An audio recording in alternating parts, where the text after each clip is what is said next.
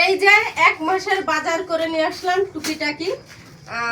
1 বস্তা ধরে এই যে কাঁচা মরিচ 1 কেজি, আমড়া 1 কেজি, আবার লেবু আছে, মিষ্টি কুমড়া, এই যে একটা ড্রাগন এনেছি, এই যে আবার চিংড়ি মাছও এনেছি। 1 পোয়া চিংড়ি মাছ 200 টাকা নিছে, বুঝছেন।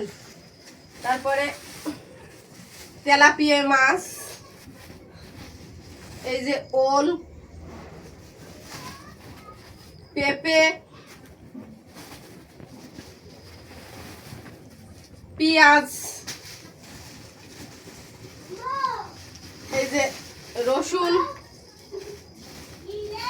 শুকনা ঝাল, উস্তে,